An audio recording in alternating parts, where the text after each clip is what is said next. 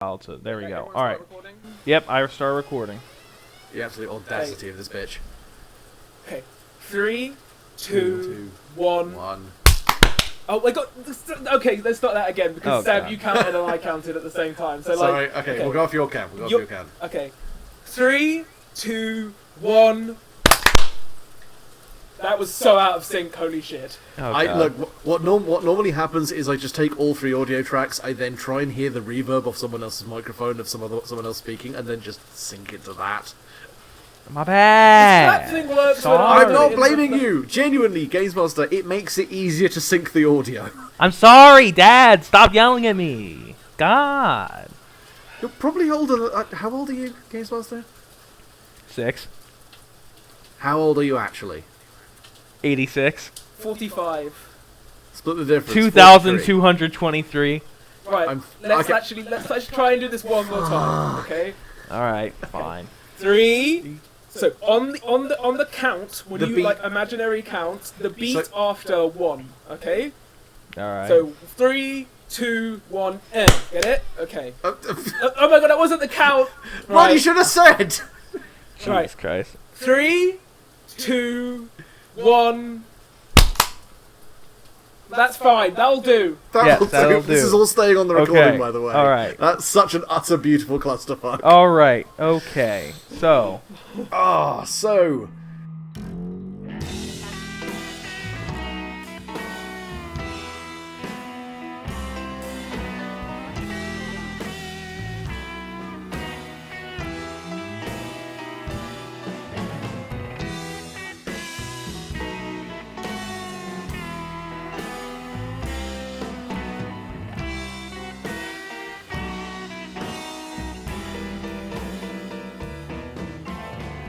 Previously, our dynamic duo had made a hasty escape from the alternate version of Kalipe that was in the Null, and exited via the portal that had been torn open in the Desert Spice restaurant.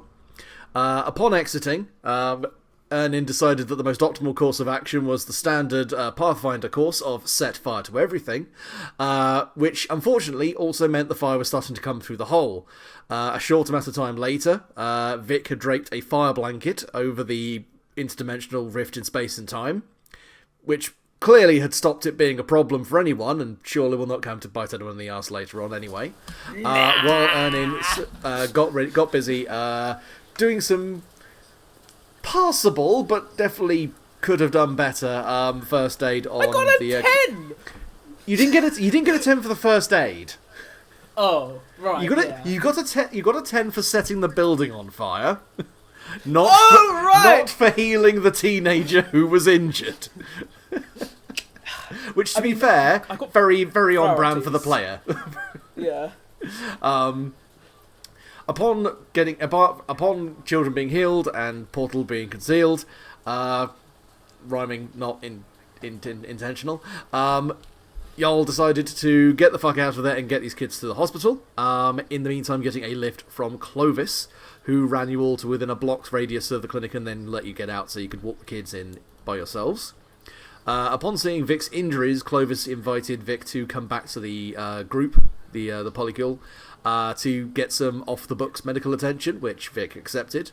Unfortunately, while Eirnin was taking the kids over to the clinic, Vic decided to call up Petty, his main drug connection and employer, and failed to recognise the fact that the person answering the phone wasn't Petty, and also was actually the sheriff. Clovis quickly picked up on this, and after a rather tense couple of moments, realised that this was a genuine accident and not the world's most hilariously inept undercover operation, and decided to take Vic back to the polycule anyway, just to make sure that he can get some decent medical attention and some rest. Eirnin, in the meantime, took the kids into the clinic, where they were taken into a mixture of kind of medical and police custody, with Sheriff Paul Smith, the erstwhile antagonist, loan shark, and marginally psychotic gunslinger, attempting to grill Eirnin to no real effect, as she did the logical thing and told him fucking nothing. once Paul had realised that this was pretty much a dead end, Ernin made sure that oh yeah, sorry, I skipped the part where Vic gave a traumatised teenager a loaded gun, but this is something that Ernin was able to rectify relatively quickly. Taking it off of his body, taking it off his person before the cops found it, and then began to head back to the campsite where the rest of her crew were hanging out. While she was travelling back over there, Vic discovered that, amongst other things, the group have access to some things that allow people to get off slightly more addictive narcotics, which he partook, even if it didn't necessarily have the same effect as heroin. It was definitely enough to cool some of his withdrawal symptoms, and was also informed by Omid and I forget the other character's name, that there appears to be, at least on paper, a very dark and sketchy history of kids just spontaneously disappearing from Kalipe and the surrounding area. Told about this? Trevor, yes, thank you. Yeah, yes. Trevor. Of at least 50 kids disappearing from Kalipe and the schools around Kalipe, and no real attempt being made to find them since. While these kids definitely appeared on school registries and high school registries, none of them ever filed any further paperwork as adults, and no real effort was ever made to find them in any case. With Eirnin returning, and god damn it, all the inadvertent rhyming. Fuck you! The burn in Eirnin returning. Fuck.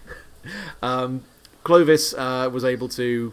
Well, Clovis began to tacitly admit to the rest of the group, as well as Vic, that he was more than a little bit aware that there are supernatural things that he and the rest of the group are somewhat aware of, and that if Vic and Eirnin and the rest of them at this point want to know any more, they should probably go and see the woman known as Tiger, a local drug dealer, but also a somewhat expert in the occult. I believe that's where we ended it last time. We didn't leave yet, did we? You hadn't headed off. It was pretty late, so I was basically going to give you guys the option of, you can, if you really want to press it, you can leave right now. But it's quite late. It's kind of the kind of close, warm night air that you get out in the flats, and there's enough kind of space for everyone to get their head down if they want to. Okay, well, I want to clear. I think I have a major condition still, don't I? Oh no, I don't. I cleared that. Yeah, I was going to say, well, you guys are all good for conditions, as far as I'm aware. Vic received medical condition to get rid of his broken ribs. I realised something when I went to bed after the last session, and I was like, fuck. So in case you picked up on it, I am now going to correct that and probably ruin some plans that you had. I mean, go for it, but let's see. So, I now have the ability to use my powers unaffected, right? I mean, no more affected than I would normally be. Yes. So, considering I would assume that I would be able to get some privacy fairly easy, I'm going to take the gun out of my pocket. I'm going to place it on the floor, and I'm going to turn it to slag. Oh, I mean, you're just going to call it a strong name, or are you actually going to... No, okay, yeah, you're gonna melt it. You're gonna melt it down to its constituent components. I understand that. Just gonna fucking that. I realised that when I went to bed. I was like, probably shouldn't leave that around. So yeah, yeah. So I'm just gonna say, to do that, do you want to absolutely obliterate this, or do you just want to render it just a lump of molten metal? A lump of molten metal. Then we'll go with plus strange rather than plus fury. But add your thermodynamic manipulation to that as well, so you're basically rolling a plus 3. Plus 3. Roll to slag. Okay.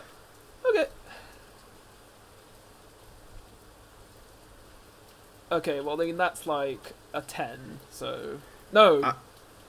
That's an 11, so... An 11? Yeah. Yeah. Yeah, you just... Very gone. Just describe to me how you end this gun's fucking career. I just... I just hold it in my hand, and it just fucking turns to molten metal, and then I just sort of let it drip onto the floor, and then walk off. Do it like your eyes, your skin glow, or is it like so low profile that you my literally hand just glows watch a it bit, melt? I guess. Yeah. Yes, like my hand just becomes an induction heater, just an induction furnace. I will also say, just for the sake of it, that you are about to do it. Then remember, there's still 2 bullets in here, aren't there? And you just pop them out the cylinder before you. Oh do yeah. this. Yeah. Which would have definitely been a consequence if you got a partial or a failure. I really should have thought that. Nah. You cook off a couple of 38 rounds in your palm. Whoops.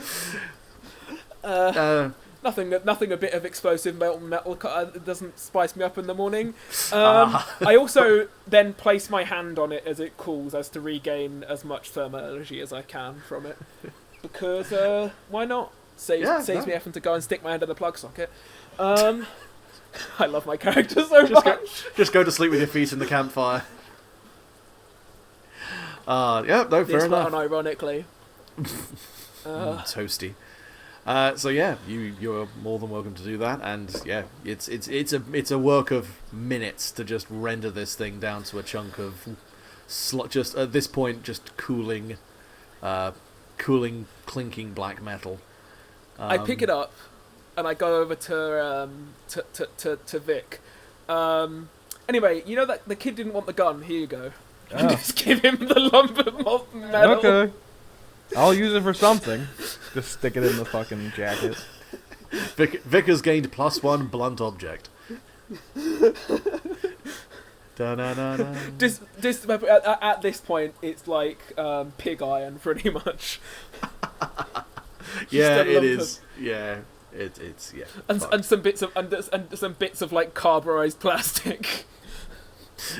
I'd imagine that the plastic pretty much just dissolved and became smoke. Yeah, I'll use it for something. Don't underestimate me. I'm sure you will. Watch him So, cherry tap the final boss with it. I stand up, just fucking watch. and being my normal self and never feeling tired, I'm like, should we go now? I mean, I'm not tired at all. You just look around and everyone is kind of winding down, finishing off their dinner.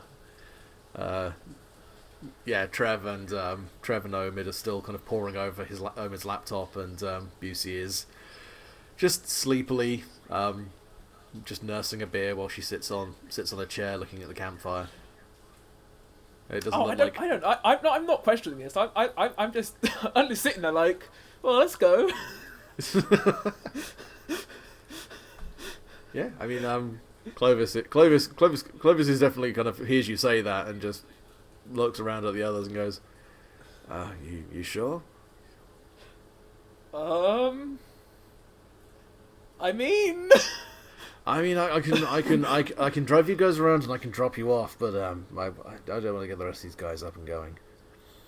Oh, we'd have to go on our own. How about you, sounds- Vic? Are you? I'm down for whatever, dog. I look at Vic and realise that he's sort of halfway through a methadone dose, and I'm like, maybe not. Everyone else being tired, no, but Vic's addled state. just sitting there I'm like, Hey, you know what? There's a reason why my character... there's a reason why I have the adult state, though. It's to keep away the demons. I'm gonna... Maybe not. I said, I just look over at Busey and go, do you want to go to bed? Yeah, that sounds good. Okay, cool. Let's head off, I guess. I'll see you in the morning, Vic. Yeah. Bright and early, I hope. I want to get going on this as soon as it's Well, reasonable. if I'm not awake, just kick me in the stomach or something. I'll be awake after that. You're way too mean to yourself, darling. I'm fine. Yeah. Let me sleep. So I guess we start settling down. I sort of just sit on the bed. So are you going to be sleeping at the camp, or are you going over to the shack? I guess I'm going to sleep with Busey at the camp. Okay, yeah.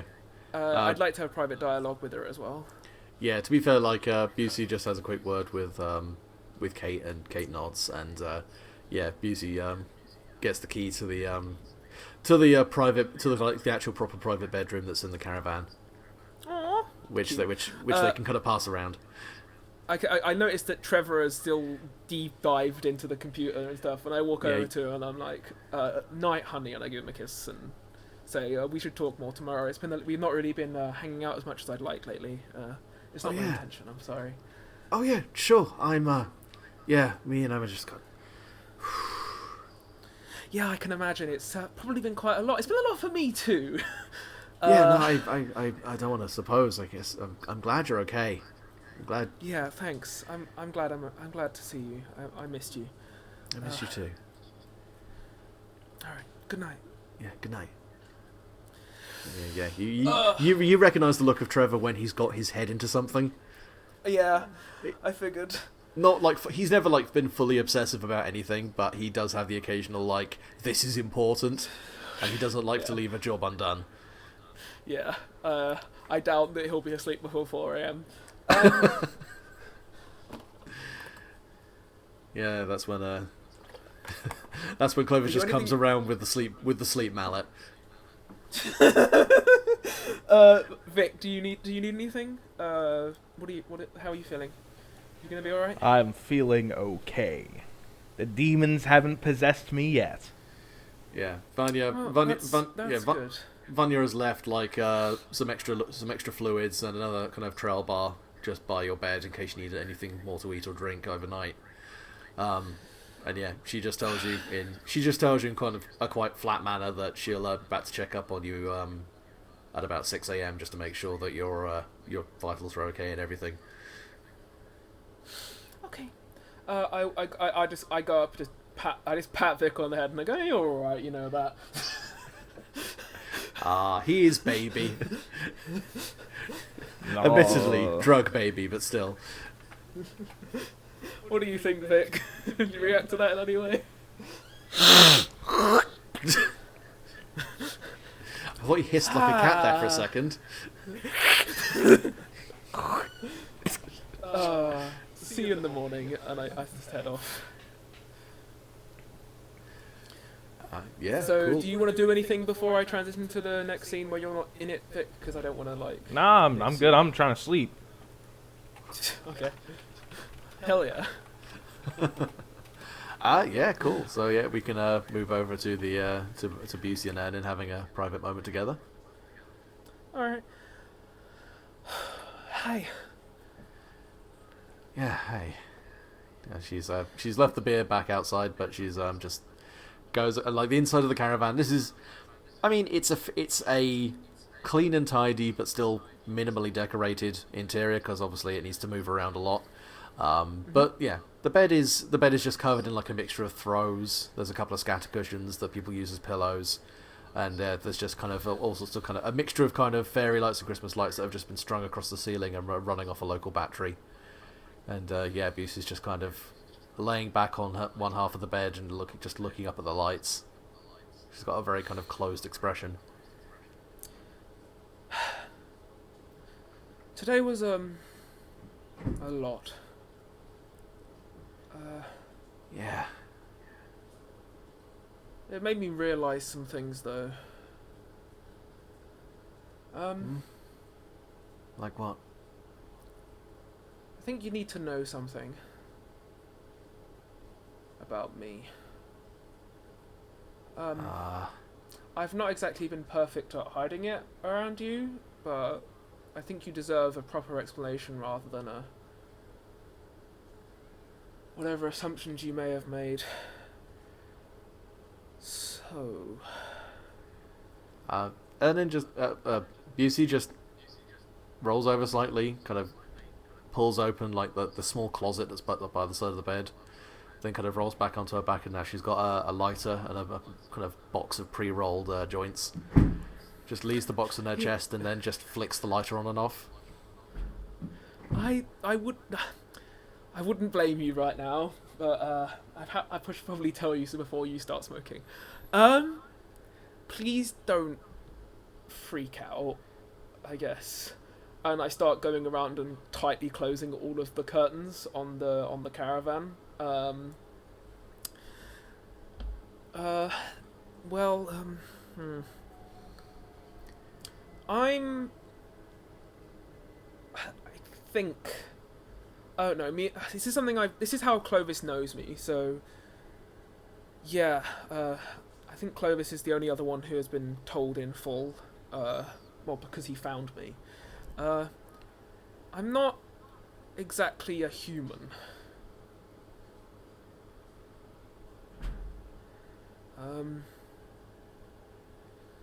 Yeah. Yeah, you just I hear mean, I the know lighter just. The lighter just kind of clicks. The lighter just there's that metallic click of the lighter just snapping shut. BC just mutters, "I know." Okay. You do? That's I guess a relief, but also concerning. It came up about 6-7 months back.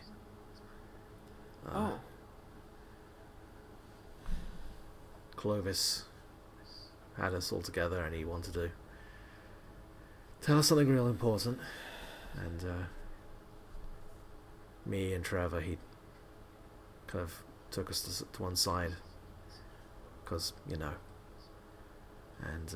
yeah, he explained it as best as he could describe it. I don't know how I feel about that. He figured that with all the things you can do, and with all the stuff you may not even know how to do, it's better for us to know at least a little, in case something ever did go wrong. Not that we don't trust you, we love you, but Yeah, I know. I mean, it's like I explained everything when I joined up, and we've always tried to be open with what we can do and what we've come from. She kind of sits up on the bed, and when Clovis told me, I realised it didn't change anything.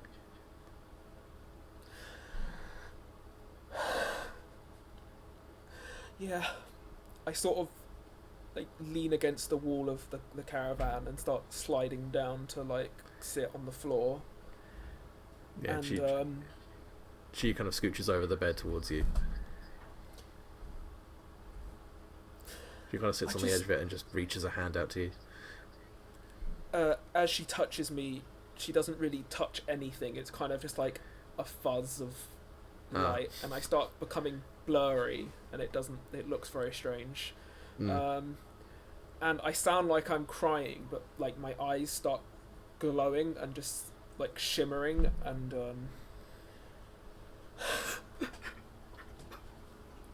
I don't know what I am anymore.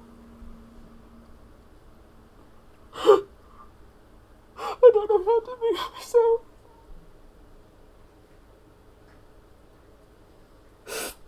It doesn't make any sense. I'm sorry. Hey, it's okay. This has all been... and not just this, not just you and me, not just this town, everything. It's all fucking chaos. It's all fucking strange and confusing and random and overwhelming. We can't choose whether or not it happens. All we can choose is how we deal with it. Whether we try and stand by ourselves and try and be brave about it, or if we stick together, share everything we've got, and come at it with everything we can. I just, like, as she's talking, I'm like decorporealizing, like, slowly, just becoming less and less the fake form and more my my real self. What if you don't want to... I mean, you know about it in concept, but it's not the same thing. It's not the same thing as seeing it for real. I know. At this point, it's not really a voice coming from a location as much as it's just filling the whole room. Hmm.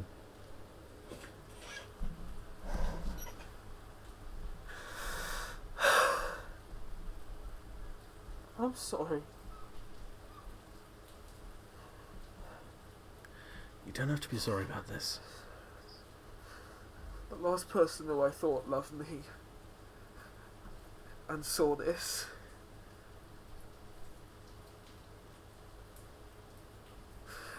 Not Why good. do you think Clovis found me?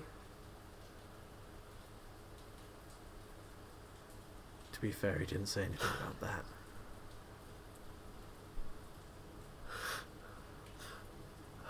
I had a family, like, not like my own kids. I mean, there's like my mother. It was just my mother and me, really. She wasn't the best mother, but she tried. I didn't ever know my dad. All I ever knew was that she was angry at him. Never even saw a photograph or anything, and I grew up, and it was like my mum was always detached. She saw me like I was somehow a representation of him. She was always scared. Whenever I would start getting angry or anything, it was like she was seeing a demon. I didn't understand. I mean, obviously I get it now. Maybe she knew what I was going to become. And when I was about 16, started coughing up blood, and I didn't know why. And my mother refused to take me to the hospital. She said I couldn't go. She started treating me differently. She hated me. And then just over time, I started feeling different, acting different. Eventually my mum said I wasn't allowed to go to school anymore. She said other people would think bad of us. And I was a teenager and I was really angry, but I don't know, I just didn't feel like I could disobey her. I started just going inwards and inwards and inwards, and at this point, like, I am almost gone. There's like a hint of like a humanoid shape. And then it happened. There was like a fleshy, burning mess where my torso used to be. I didn't feel it. Didn't feel any pain, but it was just cauterized meat. And my mother, when she saw it, screamed at me, called me a monster, said I was just like him. She said she never wanted to see me again. And so she then kicked me out, and I couldn't go and see anyone. I didn't have any friends anymore, and even if I did, no one would want to see me like this. So I don't know, I just ran into the woods. I was so scared. And over time, what I thought was my body, what I thought was myself, just burnt away. Like ash. And I just became this thing. At this point, I am now entirely just a glowing white ball. I didn't know what to do. For a few years, I just wondered. I realised that food didn't mean anything to me anymore, but I started just realising the only thing that mattered was heat. Started setting fire to things. Remember the forest fires a few years ago? They're probably related to me. And eventually I started to understand what I could do, how it worked. Learned to change my form, slowly at first just changing my shape, and then, well, I became what you saw. Which was a rough approximation of what I thought I would look like as I got older. Obviously I don't know. And then I don't know.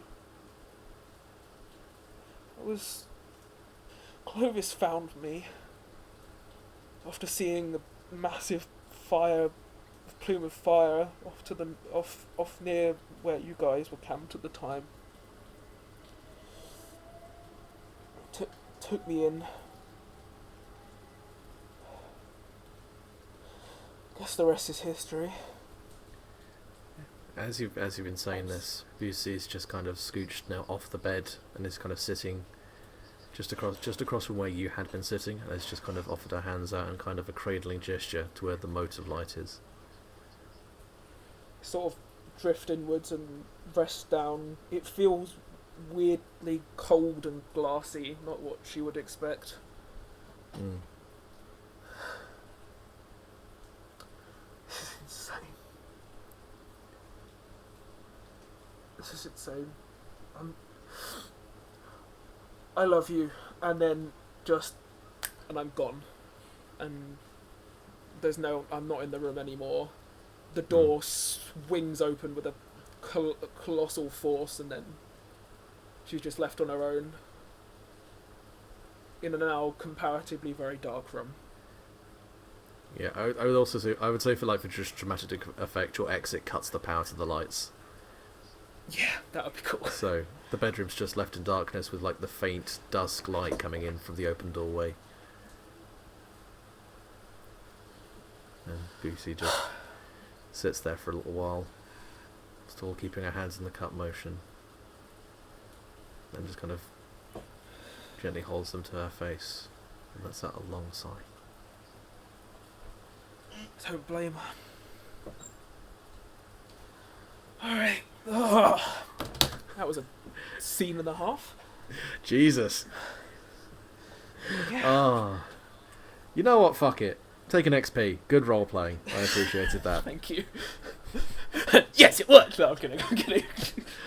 No, genuinely, there is kind of a standing rule of cool on my IRL table of if there's any an amazingly great idea or a brilliant bit of role playing, yeah, just have a little benefit, inspirational, whatever it would be on the system. But yeah. That went well. That went better than I was expecting it to. I've been thinking about how to do that one a week.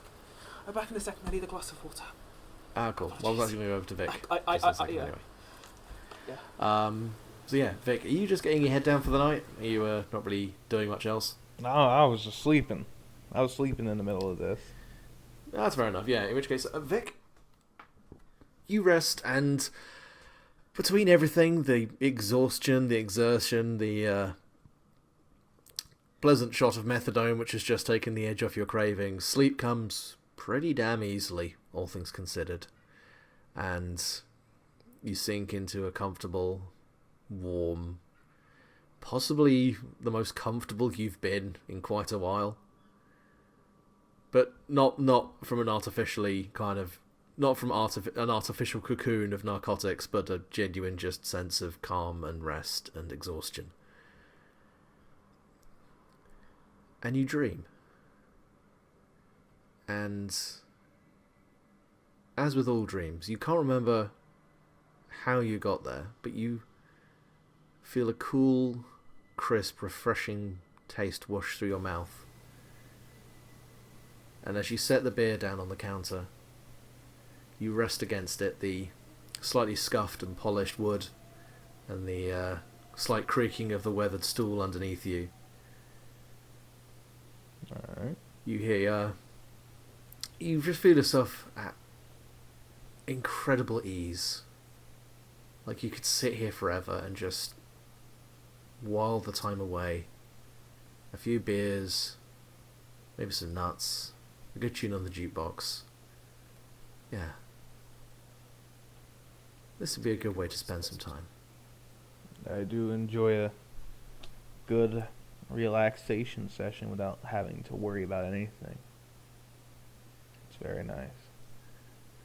And yeah, some movement catches your eye out of the corner of your eye as the bartender, who clearly the bartender had to have been there, you just hadn't thought about it, runs a checkered rag over the surface, mopping up some slight drops of moisture and a few crumbs. He's wearing shirt sleeves that are rolled up to his elbows. He's pretty skinny, kind of mid to late 30s. Kind of a scruffy beard, but it's clean and somewhat well groomed. He's got a cigarette tucked behind one ear. It's been pinched off at the tip, where he's clearly had to kind of cut his smoke break short. And his face escapes you. And I'd like you to roll plus real. Alright. Roll plus real. I get.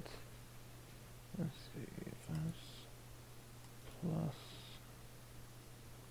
2. That would be an 8. That's fair enough. So...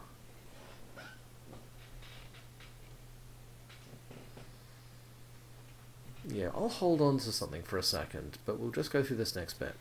Alright. You have a hard time focusing. In fact, you realise looking directly at the bartender hurts a little bit. It's like you're pushing at something and your gaze keeps slipping by it. And so you turn your head to the mirrored bar back and just start looking over at the bottles of spirits and the cash register and just try to rest your vision for a moment. And the bartender turns around to stash something in the back, and that's when you catch a sight. It's you. It's Victor Mayer. But it's not the Victor that disappeared down a needle. It's not the Victor who did dumb shit for dangerous people and wound up wasting his life in a nowhere town. This is the Victor that had always idled in the back of your head. The idea of not a stuffed shirt and a corporate office job, not the kind of boring, pointless existence that you know would just wear you down, but the comfortable control of doing a job you enjoy and having fun in little vices without letting those vices own you. It's been a long time since I've had that. Yeah, says the bartender. It has been a long time. Shit. He turns around and just places an ashtray and a pack of smokes beside your beer, and just leans, not like over the counter at you, but just rests his hands on the edge of the bar. Yeah, man, never thought I'd look like kind of like Mickey Rourke fucked Gary Busey, but it's a look, I guess. You try dealing with people taking in your body every 5 seconds trying to do shit. I didn't ask for this, and this is the only way I'm able to get rid of it and live. You ever lived before? It's not fun. I'd have liked the chance. I'd like the chance too, but... And this is what you came to? This is what we get? It's either this or get possessed by Mussolini or something, or Manson, or I don't know, whoever's dead, whoever feels like taking it over at any moment. Yeah, the bartender just kind of takes the cigarette out from behind his ear, tucks it in his mouth, and just lights it with a match. So those are your two options, sir. Run away or give up. Do you have a suggestion? I would love to hear it. He just kind of sets that kind of half smirk and gestures to the sign that's above the bar. And in a kind of nice Western cursive script, it just says Myers. And he shrugs and goes, "Take control. Own it. Make it yours." And how would I go about doing this? How do you think I got here? How do you think I got this? A good old-fashioned methadone hallucination. Oh no, I don't mean how you got here. I mean how I got here. I don't know. I don't know how I even dream. This has been the first time in a long time since I've dreamed anything. It's kind of surprising, actually. You really think you haven't been dreaming? No, I wouldn't count the nightmares dreaming, but... No. Vic, I am you. We're in this together. This is all what you built. This is hope. This wouldn't be here unless you thought there was a way out. Unless there was some way of beating this. Oh, I guess not. I guess I haven't.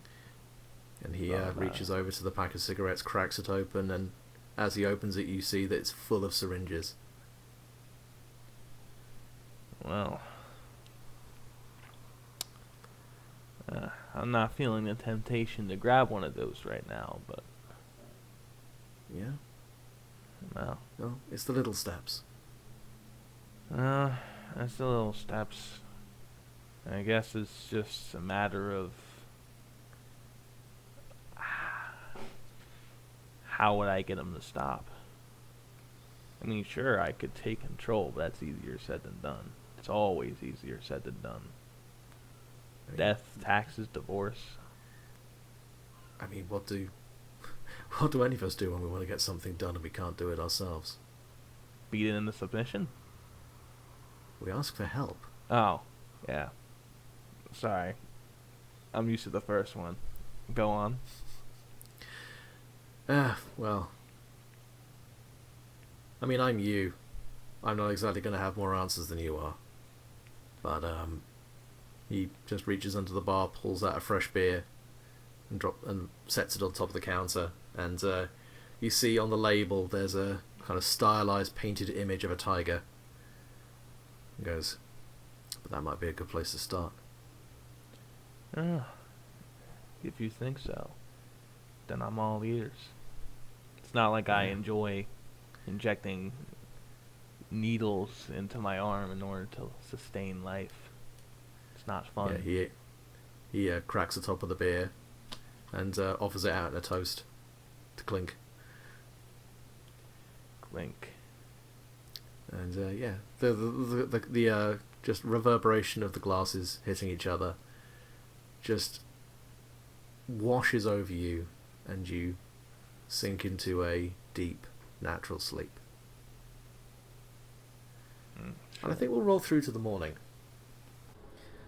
I still... Where is Eirnin? Eirnin just sat above the camp, brooding a little. Would you like a rooftop to brood on? Pretty much. I actually rolled to see what my reaction would be at the end of that scene, by the way, and I rolled double ones. Oh, so well, you got that bad roll out early. That's the important thing. So that was because I had like my partial success would be that I just immediately turned back into my human form, landed on the bed, and then stopped responding.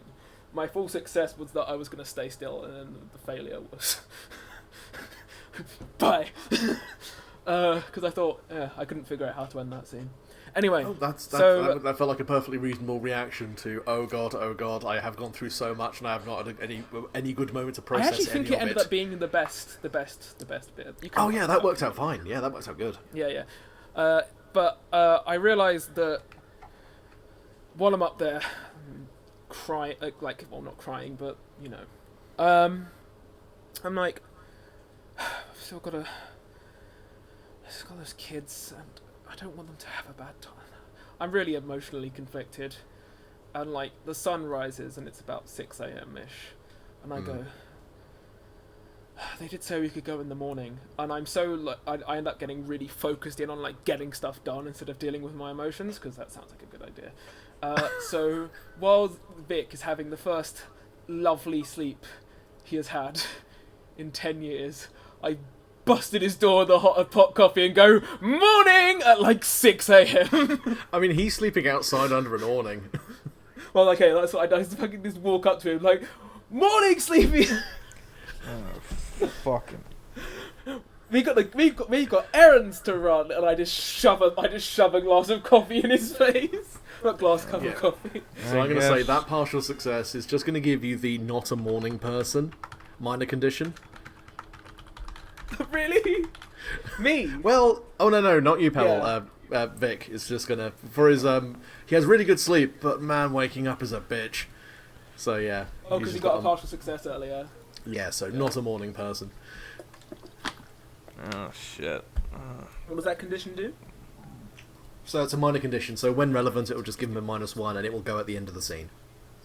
And when is this like, are there, this is question about the game, is there like a list of minor conditions that you have written up, or are you making them up as you go? I'm going to make them up on the real only kind of hard and fast rules are what type of condition they are. If they're minor, they go at the end of a scene. If they're moderate, they have to be healed, or they go at the end of a session, and then major ones have to be gotten rid of, like, mechanically. Okay, because, yeah. Sorry, this is like just feedback about the system, is it's kind of like unclear for the players when certain things would be relevant, and I think maybe having some like root conditional ideas might make it easier for the players to understand. I know it's slightly less fluid, but it's just confusing. Yeah. From I mean, it's more me. I mean, I will basically be picking up on them when they would be relevant, so you don't have to worry about tracking them. Okay, cool. Well, that's not really what I mean. I mean, like, if you have a status debuff in, like, sorry, I know this is hard, but I know it's kind of why you're doing this. If you have a status debuff in D&D, right, you don't put yourself in situations that would incur that status debuff, right?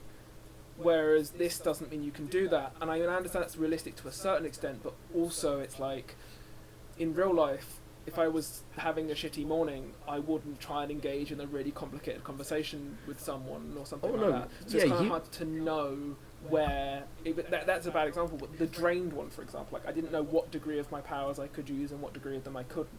And it was really confusing. So it's like, yeah. And especially the most difficult one of these was the... when you told us that we were like something of the null or whatever. Oh yeah, like that was that was the one I had realised later on I had not got quite right. Yeah, so I think just to make it GMing it easier as well as playing it, just maybe having like some suggested conditions and giving the players an idea of how things work. Okay, yeah. Sense. Yeah, I can just do that. A thought.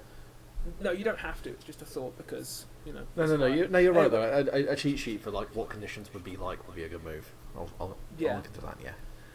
Yeah. You can cut this from the recording when you upload it to YouTube, but I just thought you might want to, because it's just a couple times it's come off my head and I've been like, that doesn't make sense, so I thought I'd bring it up. Okay. Alright, shall we carry on? So, I'm shoving coffee in your face, how are you reacting? Vic? Well, I haven't had coffee in a while. Sure it'll not taste the best, but whatever. I'll take it. I'm sure your digestive system will thank you. Oh yeah, I'm sure. Okay. Should I roll to make sure it tastes good? No. Can I roll to see how much of a good job I did in making the coffee? I think makes more sense. If for sheer fluff, I will go. Give me a plus fake. All right, Me plus fake. Oh no, because it's bad. It's bad. Yeah. I have a 3 and a 4, so that would be a 7. So like, and then that's how you're pretending how good it is. Because yeah, bad part. Yeah. Okay. I'm gonna say then, Vic. All right. Spit or swallow? Swallow. Yeah. Nice. In which case, yeah, we're just gonna replace. Oh dear. Yeah, I think we're just gonna replace not a morning person with scalded tongue. Okay. Because I don't think that would compound not a morning person. That simply put a full stop on why you're not a morning person at the moment. You've just taken a mouthful of really boiling hot coffee. Jesus no, Christ. I thought people liked hot coffee. I was warming up the cup with my hand. On the plus side, you are now very awake. Well, I'm awake now. What the fuck? What are we doing? What are we doing? I mean, you attempt to say that, it's oh, what are we doing? Oh, What's wrong with your voice? it's fucking hot. Oh, right. the rest of the coffee, pain. the rest of the coffee has hit the ground and is just sizzling. Well. Anyway, let's go and see Clovis. Yeah, let's go see Clover. Yeah, around the rest of the campfire, like a couple of the early birds, Kate and Clovis are normally the first to wake up just because they've got that sheer fucking relentless grit that certain people have. And are just making up some basic breakfast and brewing some coffee that may actually be at a ingestible temperature around the campfire. And yeah, Clovis is just reading through some paper that, like, reading like a battered notebook that you recognise as one of the ones Omid likes to scribble into, which he's just kind of thumbing through as he waits for the coffee to boil. Oh, hey Eirnin. Hey Vic. Hi. Oh, You guys sleep well? Oh shit, what happened to you? my tongue is on fire. Oh shit, hang on a second. He just he points over to like a blue cooler that's over, kind of sitting in the shade, and goes, there's bottled water in there if you need anything. Oh, thank fucking God. And yeah, you just run over there and I'm assuming just dump a bottle of water down your throat. I'm just sort of trying to look innocent, just. Yeah, Vic can just take a moment to just like get a bottle of water, maybe get a couple of ice chips out the cooler and shove them in his mouth. Oh, thank fucking God. It feels so good. It feels very nice. Very nice. Jesus. I sit down around the campfire with Clovis and I'm like, so, the tiger. You gonna go and Yeah, to let's come with us for that little adventure? let's meet Tiger. That would be very nice. Yeah, no, I can run you guys over to, well, I can run you over to the checkpoint, you'll have to walk in the rest of the way. She's kind of justifiably paranoid. Well, Makes sense. she is a drug dealer. Pretty sure. Yeah, Okay. I mean, it's unfair to say drug dealer. She's a... Drug distributor. on- Drug pusher. pharmaceutical entrepreneur. Yeah, that. She's pretty I much just the best look at, supplier I just of... dead eye look at Clovis and go, so a capitalist. Probably best if you just take it out with her directly. I don't know if I'm comfortable doing that. So yeah, did anyone else express interest in wanting to go with us? Did you want to come in with us, or are you leaving me with this gentleman? Wait, he just kind of puts the notebook down and goes, I mean, there's a lot we've got to take care of around here. I mean, the cops have been at high fucking alert, and according to Omid, there's been a lot of chatter between the Kalipe Sheriff's Office and the SLPD about sending a task force over here. I mean, missing kids coming back or not. Why? They're looking for someone to hang that on. A couple of white kids out of town go missing in a nowhere but fuck town, and you think the cops aren't going to try and find someone to fuck about it. True. So, I we can see imagine what we that's can not do gonna from be good here. For me. Just, I've been involved in both the kids' injury and then their sudden reappearance, and it's not like I was being particularly friendly or am on good terms with our good friend the sheriff. Though he does have financial incentive to keep me around. yeah, I know you've got a... Like, shit to I deal am with giving the, giving him a lot of money. Speaking of which, I don't know if I'm going to be able to make the payment this week. I don't want to think about that right now. Well, like I said, Tiger's kind of a chill lady. You might just want to run your problems by her. She's normally good to figure shit out for you. I'll be careful, but yeah. I guess I'd rather talk to drug dealers than cops. Anyway. Yeah, that's the spirit. Let's head out. He gotta gives you a thump on the shoulder. All right. You good to go, Vic? Yeah, I'm good for now. You don't sound it. I'm cooling down, but your boiling hot coffee did not help things. Actually, it technically did help me get awake, but not in the way I would have preferred. I'll slap you next time. Jesus. Not sure that would really be an improvement, but okay, go off. Let's. Yeah, Clovis will just head I over also- to the van. One of the reasons I've woken up so early is because I'm trying to avoid my girlfriend. 'Cause you didn't really blow up at her. If anything, you kind of collapsed into a singularity at her. Yeah. Which, mood. Yeah. So if you guys just want to hop in the van, Clovis can ride out, and we can just close the scene there. Sounds good. All right. So Scalded Tongue goes away. That was just going to be there in case you tried to do any kind of hustling or general chicanery in the camp.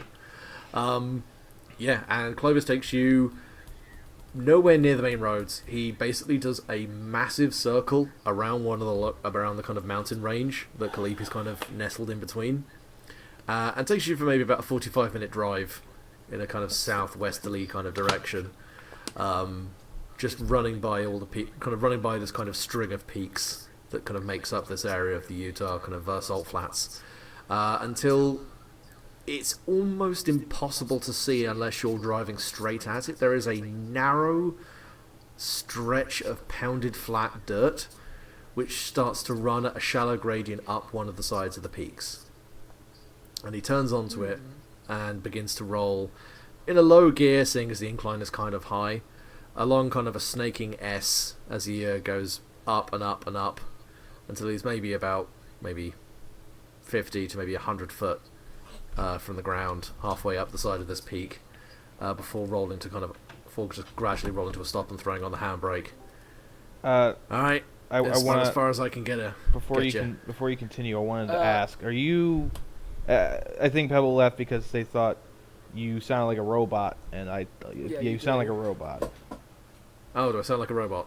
Yes. Yeah, we can barely understand you. Can you disconnect and come back, see if that fixes it? Now, yeah, I'll drop out. Pebble's sounding like a little bit of a robot. Hold on. All right. Hello. Hello. Hello. Hello. Okay, same issue. Can you try if you go to the right click on the there should be a way to change the server that we're on the channel settings, like the international server. If you change it to America and then back again, it might change what we're being hosted on.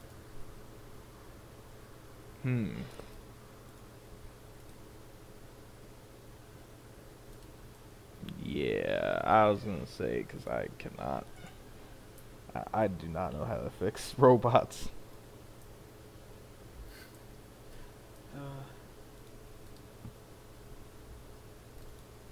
If you can't figure it out, just give me admin and I'll do it. Sorry, I'm just trying to. There we go.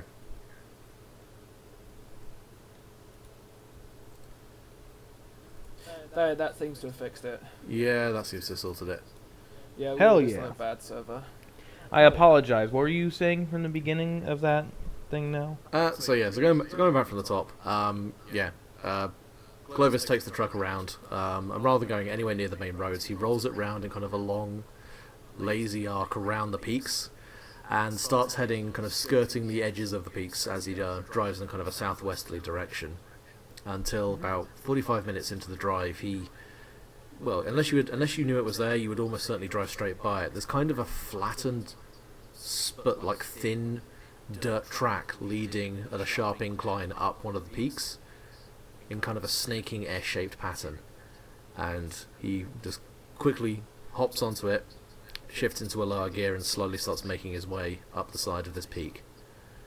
And after getting about 50 foot up the side of it, he slows, gets the handbrake on, and while keeping the engine running, kind of brings it to a full halt. And just kind of taps the dashboard and goes, "Well, it's about as far as I can get you." You were saying she knows about my predisposition. You are far from the weirdest thing she has ever met. I'm the weirdest thing I've ever met, and I've been to another dimension. Keep an open mind. Okay, thanks. I guess I can't really judge, can I? I mean, I'm currently sharing a truck with a thermodynamic miracle and a drug addict that talks to the dead, so... Oh yeah, Vic, is that actually, like, that's not a metaphor, is it? You actually do talk to the dead? Unfortunately, they like to try to possess my body and talk to me, yes. That's rough, buddy. Alright. Yes, it is. That's why I took heroin for the longest time. Well, you're not on it right now, so that's a start. Yeah. Though we are about to walk into a drug compound, so... Oh, we can see what happens. She's more the psilocybin kind of. You'll find out when you get there. Just be polite. Don't pull any aggressive shit, and just if she offers you tea, you should be okay to drink it.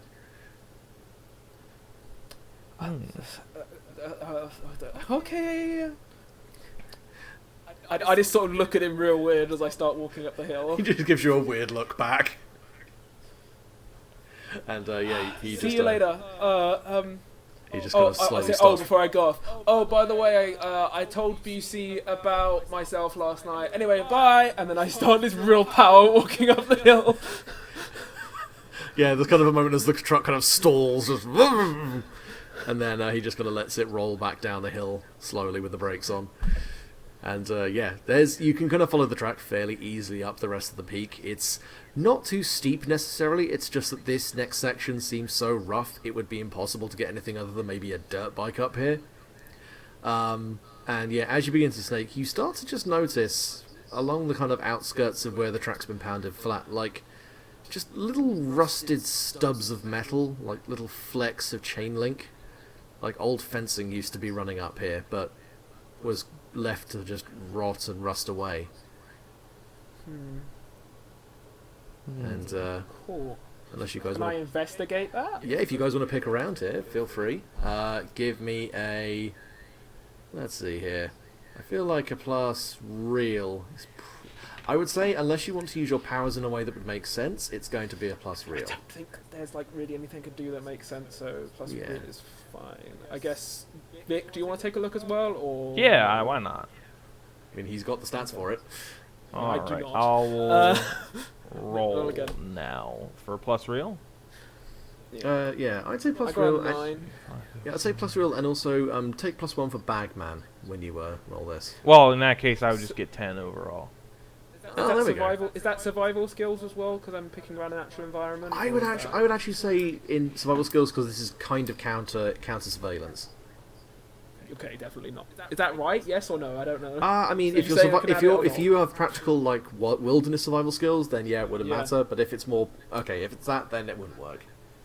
No, it's like I lived in the woods. Remember? For a Right. while. Yes. Of course. Yeah. Sorry. Yeah. In which case that wouldn't have benefited. So Vic gets a 10 and Ernie I got gets a 9. Okay. Cool. So Ernie, you can pretty easily just from looking around plot out. This used to be. Like, this path wouldn't have got this fucked up if someone was using it.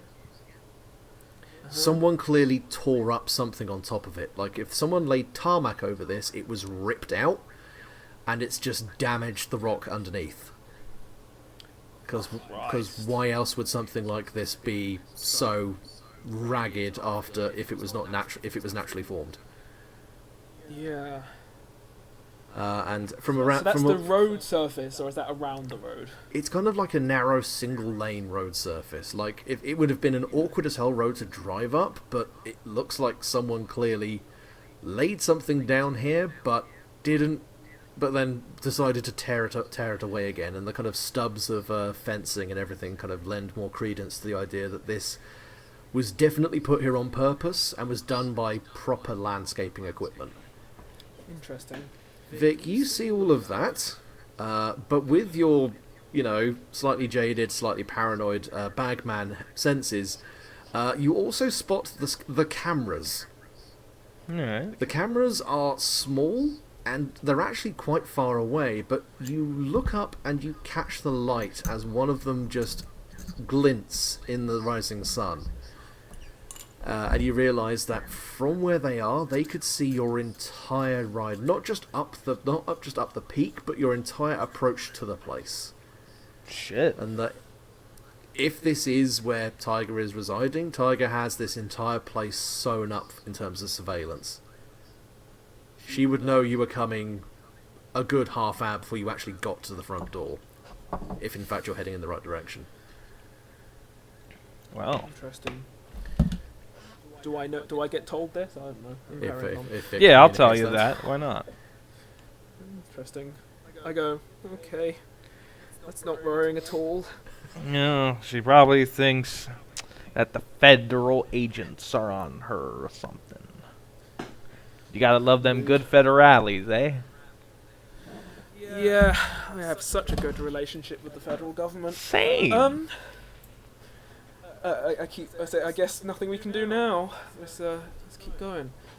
Yep. And, yeah, it's more just tiring as far as the climb, at least for Vic, making your way up the dirt track, and about after another 15 minutes of just plain marching, the path terminates at a kind of scooped out cavern, and with all the investigation you've seen, you can tell this is definitely not a natural.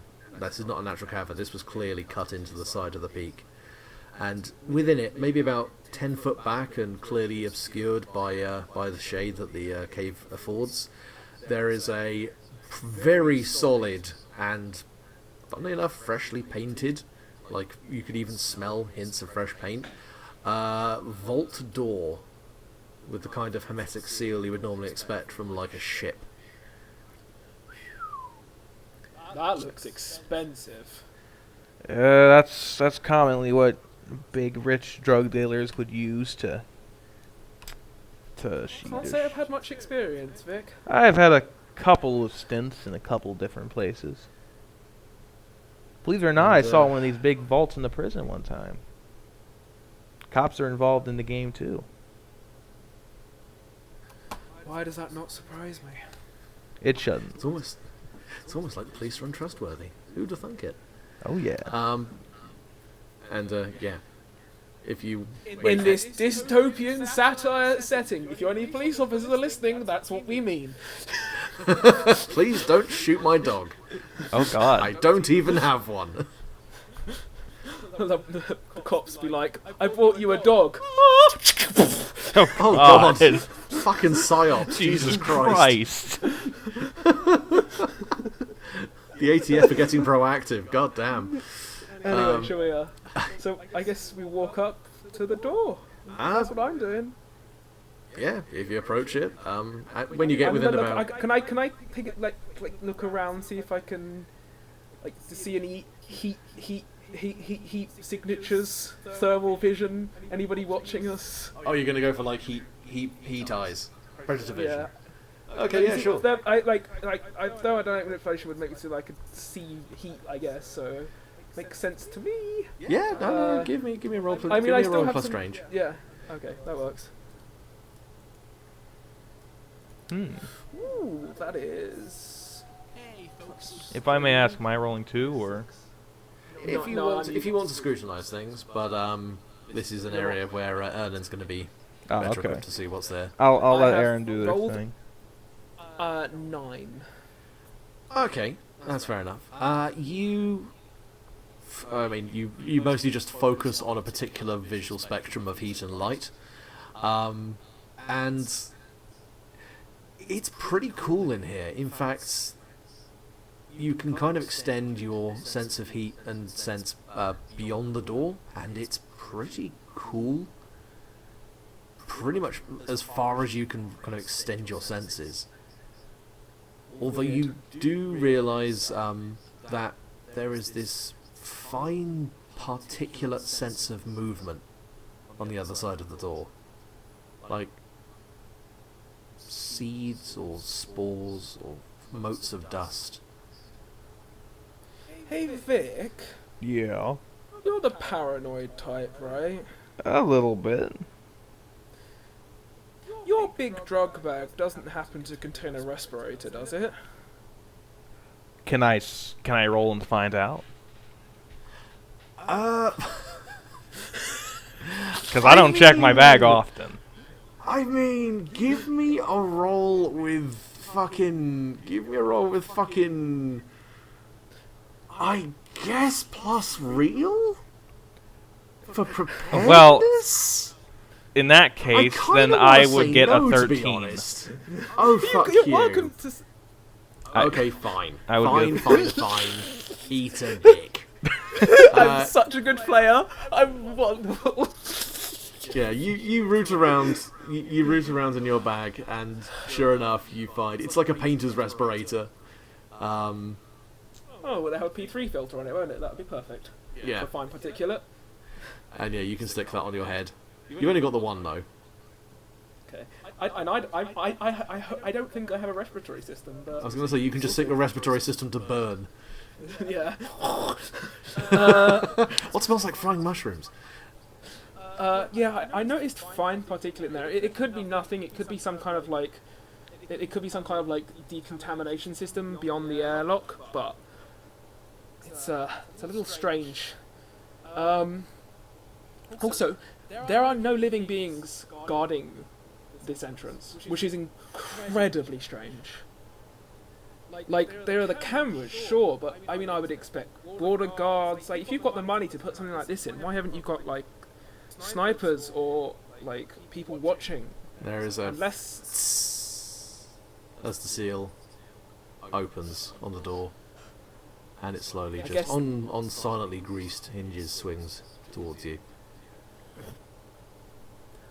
What do we see? Through the door, it's dim, although there is definitely some, like, emergency lighting. But it is nothing but, like, tinted almost... tinted through grime kind of orange lighting, which, through all the kind of... through this kind of fog, almost, this mist of fine kind of greyish dust. That you can see just plain Spartan concrete floors and some kind of dusted and neglected looking plaques that have been bolted to some of the walls further down with just very rough 90-degree cut concrete hallways splitting off from the main trunk. But what you notice most of all is... it's hard to describe without just saying giant mushroom person. Imagine you took the entire leftovers of a mushroom stand, like every variety you can think of, thin and stringy, short and stubby, and you put them in a medium where they could grow and expand and blossom. And then you let that whole thing grow into the rough humanoid shape of someone with legs and arms and a vague semblance of a head. What This the thing... fuck? This thing just wobbles slightly as it steps back from the doorway. And, Do I think Vic would have mentioned this? makes Or a is he the cut- type not to? Not Vic, I mean, Clovis. This is entirely down to Clovis's discretion, and Clovis decided it would be too difficult to explain, and you probably wouldn't have believed him. Okay. I just go... And yeah, the mushroom person takes a couple of steps back from the door and then bows, but due to its lack of spine and hips, it just sort of bends forward from the ankles like a bow, and then straightens up again. Okay. Hi. And there is this silicate kind of sound that comes as it rubs various stalks together, and you just hear the word, "Welcome. Oh, Tiger is waiting." Hey, buddy. Very nice. Alright. Vic's way too on board with this.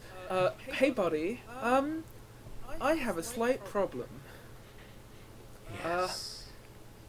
You have a chamber filled with dispersed fine particulate. And considering we're all out here, I am made of fire. And then Yeah. it turns and lets out kind of more of a low burbling kind of rumble, and the mist retreats back down a hallway. Thanks. I'm so happy you can do that because that would have ended so badly. Children will play. Yes. Come, Tiger is waiting. And it begins to extend an arm, and it gives you the impression that it's waiting for you to come in so it can shut the door behind you. What do you think, Vic? I've seen worse in my nightmares, so I guess I'm okay with it. I mean, it's a little weird, but like, Yeah, I mean, I guess compared to what we've been seeing lately, this isn't that weird, is it? no. Let's go. We had like a sentient car earlier. Didn't know Pixar got it right. Anyway, let's Horribly, go. horribly right. Let me tell you, one of these days I'll tell you about the vortexes I had in a game I ran. Oh, But not now. okay. Yeah, fast to say, kind of killed the scene. Let's we start following ourselves in. Yeah, and the myconoid closes the door behind you. And if you guys wait, it just steps around you, kind of delicately, like conscious of you being there. It doesn't just bumble by, and begins to walk down, not the same corridor that the spores went, but a different corridor, and just goes, "Please, follow me." Lead the way. Yeah, and if you guys are happy to follow, it will lead you further. Clovis wouldn't have sent me into somewhere dangerous, so I'm like distrusting Am I him. allowed don't know to how Vic walk feels. around and at the same time do a little like scouting while I do it? If you want to, I will definitely say this is going to be a plus fake, as you are kind of sneaking away from where you're supposed to be going. Well, I'm following and I'm observing more so. That's what I was thinking. I'll still say fake, so as not to draw attention to the fact that you I got are a being 6. nosy. A 6? Yeah. So I will say, yeah, I'll say that. You are just kind of looking around left and right, trying to keep your eyes open for anything that might be interesting, and your gaze kind of goes over to to one of the signs that have been bolted to the wall, and as you walk by, the light catches it, and you're able to read United States Genetic and then the rest of it is kind of snapped off. But by the time you've got that far, you've tripped over well, you would say it was a root, but the root then retracts from a crack in the wall and makes a kind of chittering noise. Almost like a giggling noise. Oh, Jesus. And you just kind you just kind of slam face first, and the filter on your mask breaks. Oh, fuck. That's not good. Shit. I just look at Vic and I'm like, for fuck's sake. I don't know, some fucking root tripped me or something. I don't fucking know. Shit. Can I attempt to... I help Vic get up. Could I attempt to fix this by MacGyvering? I will. Yeah, I was going to say, when it comes to gas mask filters, once they're broken, you would need time and very specific tools to fix it, and even then, it probably wouldn't be anywhere near as functional as it was. Shit. Yeah, like once they break, you just replace them. That's how they are. I help Dick up. Like, Dumbass. What did you even fall over on? I don't know, man. All I know is I was just looking around, just minding my own business while I'm following you guys, and then I trip, and I fall. I felt something, like maybe it was a wire. Again, maybe it was a root. Fuck me, dude. I don't know, man. I don't have a history of tripping over things unless it's on drugs. That's Vic. different. Yeah, Vic, I knew you were going to make that joke. Vic, this place, I don't know if you're much of an internet person, this place reminds me of the SCP Foundation, but like, The what? terrifyingly real. The fuck's the internet?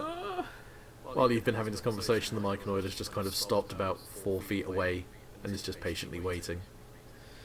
Let's keep going, Vic. Sorry, Yes. I tripped. I'm coming. Might need a new filter, but I'm coming. And it silently and patiently leads you the rest of the way.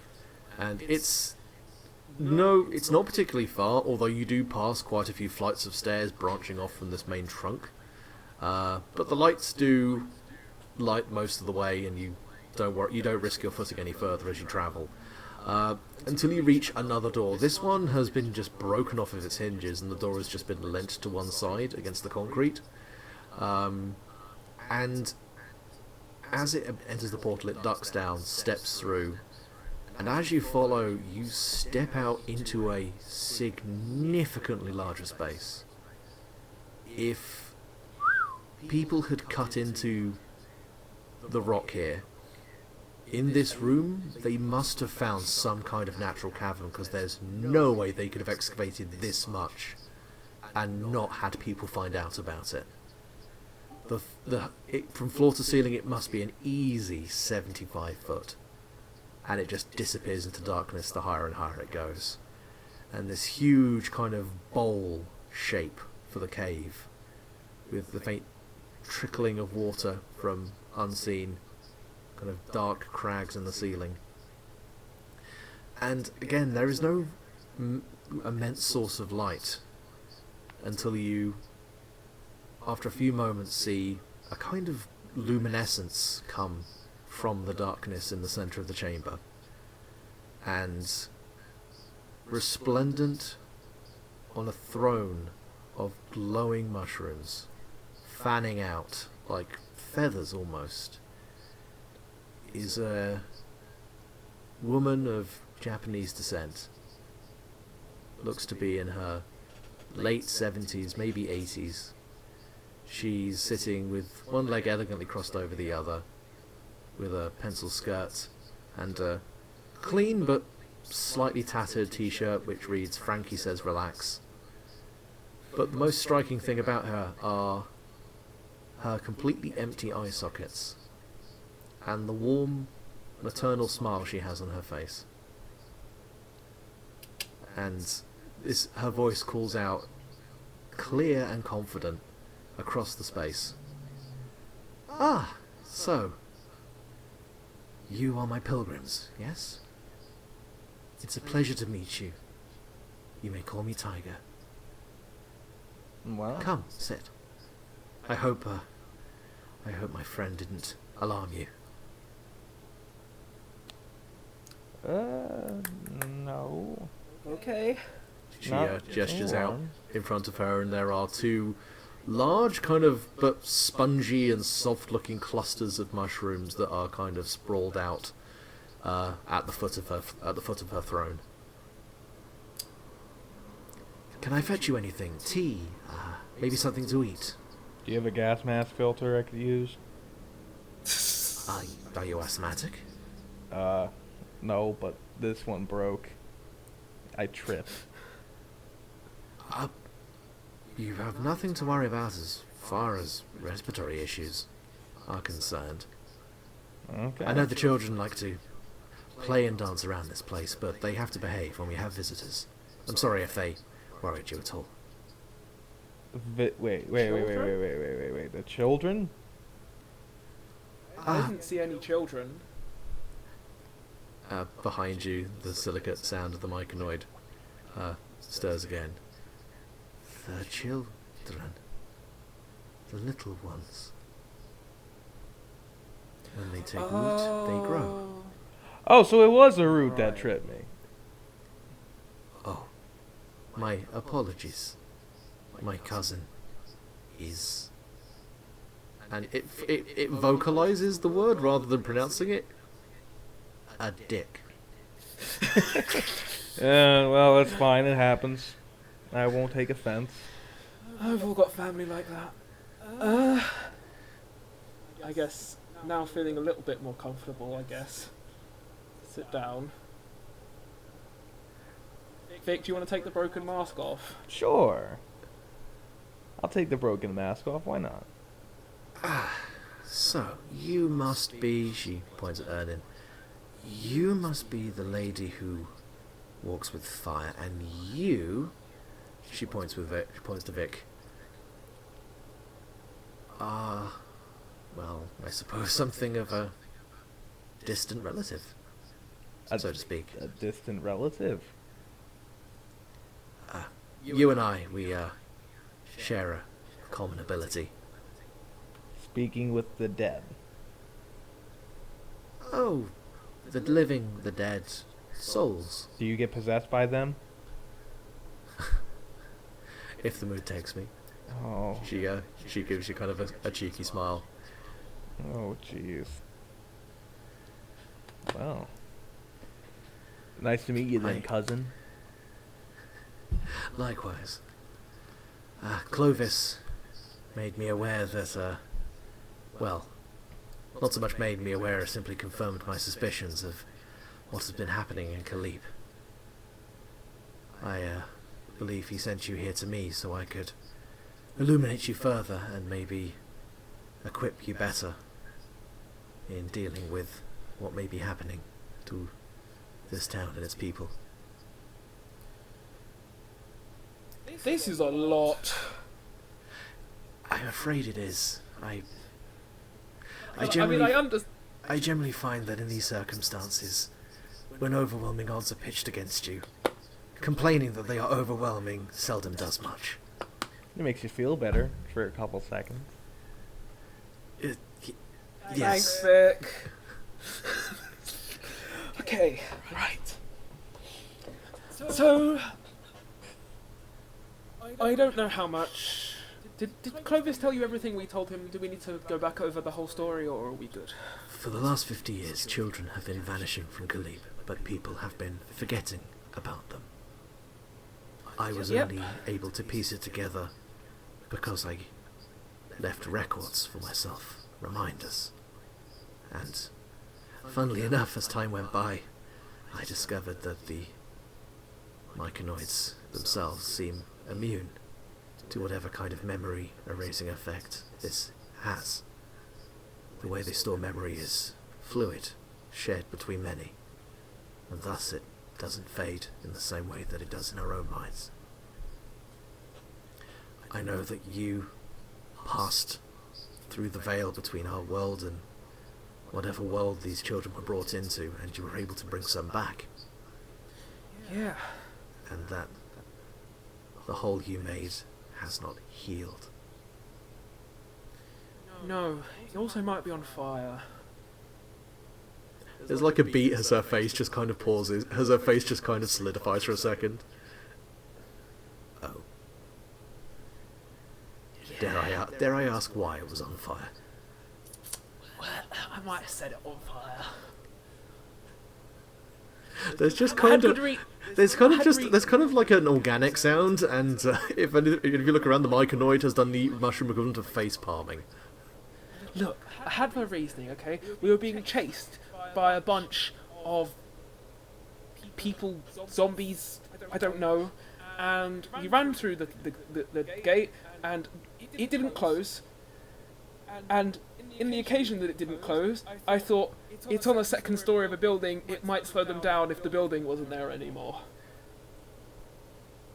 And also was on fire. My priority then was saving the kids, not some future situation where we might need to go back, or anything like that. I just knew that there was like scary zombies chasing me that stole my soul, so like... Well, I suppose then I have good news and I have somewhat bad news. Mm-hmm. Good news is that you've done more than I've ever been able to do. You brought some of the children back. The bad news is the wounds cannot be closed, but the means in which they are opened and kept open can be. I don't understand. The man inside the hole. The man who burns. With love and with desperation. He holds it open. He gives it form. Without him, nothingness remains nothingness. He gave nothingness a name. And with a name he gave it life. Life is a dangerous thing when introduced into strange lands. Sometimes she extends a hand to the... Not just one, but now you see there are kind of several myconoids of different shapes and sizes who are now just kind of sitting calmly or wandering around the cave as your eyes are accustomed to the gloom. Sometimes it can bring life out of tragedy. And sometimes it can bring tragedy out of love. You will have to kill this man. Oh, okay. Okay. I mean, ultimately, he is already long dead.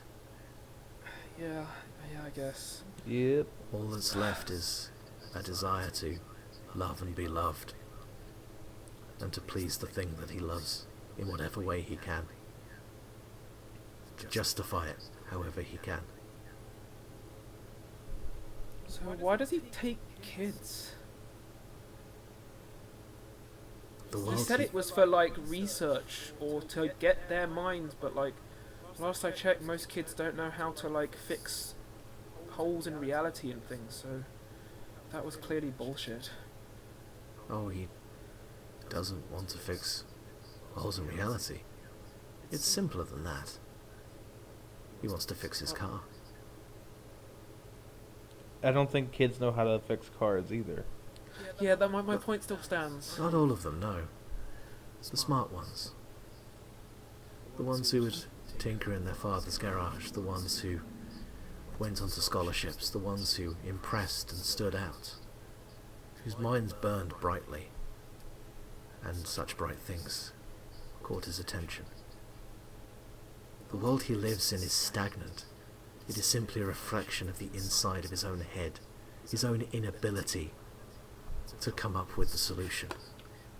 And so in his desperation he turns to whatever he can, whatever he can take and squeeze. What a cunt. Yes.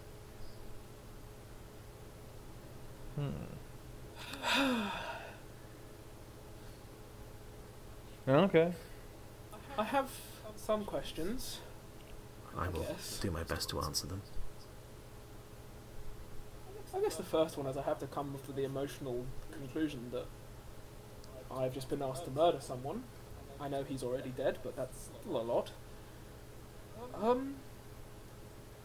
Vic, how are you feeling? I felt worse before. Didn't What, when you seem- didn't know about all this? No, I didn't. And this is... I mean, he did mention something about the car earlier, but... I mean... The only thing I'm thinking of is... How do we fix it? Not the car, the problem. With the kids. Well, apparently we have to kill someone. Okay? Okay. All I can do is... All I have been able to figure out is how to close the way. I'm not sure if the children he's already taken can be saved. Yeah, those were my following questions. I'm assuming we're not going to get him to come out of there. and we're going to have to go in there. And if we kill him, and that seals all the gaps in reality, makes nothingness nothingness, what happens to us?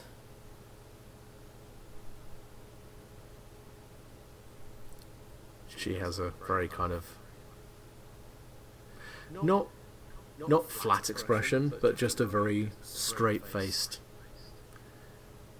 kind of straightforward expression on her face. It's not an easy thing that I ask you to do, but you must consider, what is the value of your life compared to all those that he will take if he is not stopped? Okay. So allowing us to murder-suicide. Cool. Why? What has stopped you from attacking before now? She very awkwardly kind of gets to her feet, and you realize, and you kind of see that under her clothes she is stick thin. And it takes she takes a couple of wobbling steps, and one of the Myconoids steps forward and kind of guides her to the ground. She's able to walk without assistance, but you get the feeling that while she looks in her late 70s, she may have looked like that for much longer than you may have first thought. I have travelled here and there, but I am now in the winter of my life. I am not the warrior I used to be. A toothless tiger now. My final gift is helping my friends here flourish and find a place where they can live in safety. Kalipe, unfortunately, is beyond my grasp. I simply cannot do battle with something like this. Not anymore. I understand. Vic, Yes. how are you feeling about our suicidal murder mission? Doesn't beat the stint that I did in San Quentin. I suppose I could just wing it. Is there any chance we'll come back? Nothing is certain. I think I'm not a soothsayer. I don't throw bones and try and read patterns in the future. I simply look at the facts, look at the information, and try to find a solution. Life is an insidious thing, and it's hard to stamp out, but sometimes, ultimately, the only solution is sacrifice. Alright, well, that's what it comes to, I guess. At least for me. I don't know. What are you feeling, Aaron?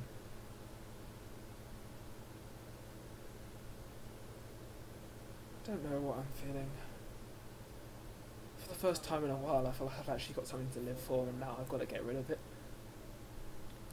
I didn't really have anything to live for until I woke up this morning, so at this Me neither. sometimes instead of fighting fates and running away, you just accept. I guess. True. Fuck it. I guess. Yeah, I guess fuck it, for sure. Tiger, I guess I have two more things to say before. One is a more practical issue. There is nothing in there, as you said. Yes. And I need something to function.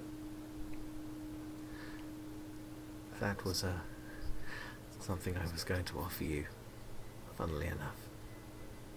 Oh? As Oh, I yes. said, I can read the patterns, I can see the information. I had a feeling that someone, some people, would step up and try and solve this. I simply didn't know who. But now I feel like it was always supposed to be you. Huh. So, what can I do to be able to actually fuck this guy up if I disintegrate every time I try and punch someone?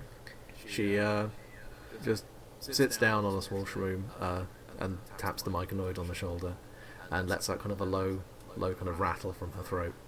And the myconoid steps away, starts stomping off down a corridor. I've lived a very long life, and I found there are lots of things in this world that defy explanation.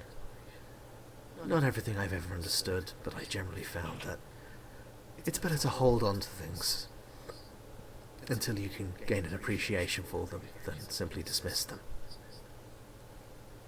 And shortly afterwards, the myconoid steps back, and it's holding two objects. In one hand, it's clutching. It looks like a necklace.